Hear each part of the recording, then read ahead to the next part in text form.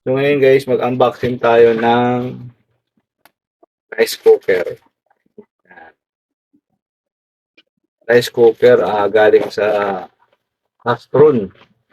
Shout out sa Astron. Maganda na ito guys.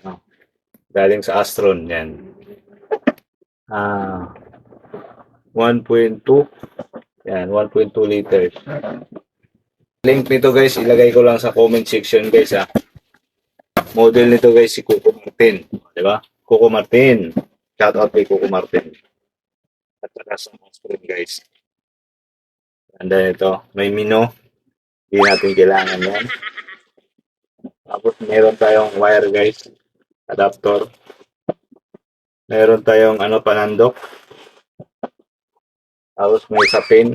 Napakaganda yung Tapos, siyempre, yung takip guys. Maganda rin.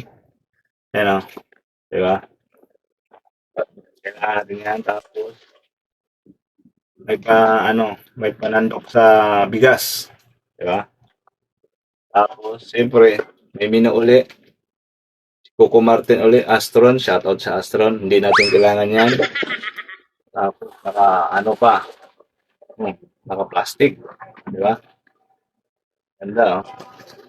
Tapos, quality guys. Walang yupi. Napakalaki. Tapos, ito naman, napakaganda guys. Oh. Premium na premium ang dating. Kulay gray. Yan. So, quality naman guys. Oh. Yan. Sa likod naman, nakalaga Astron. So, siyempre, box. Bakit natin kailangan yan. Napakalaki nito guys. Siguro mga walong cups. Walong ganito guys. Kasyang-kasya. Siyempre, meron pa silang tag. Si Coco Martin uli. Yung wire guys. No? Napakaganda rin. Premium na premium. Mahaba. Ano ba yan? Yan. Mahaba yung wire. No? Napakaganda ng wire guys. 1 meter. Diba? Quality. Guys. Makikita nyo. Patak. Ayan, dito guys, harap. Ayan, Astron.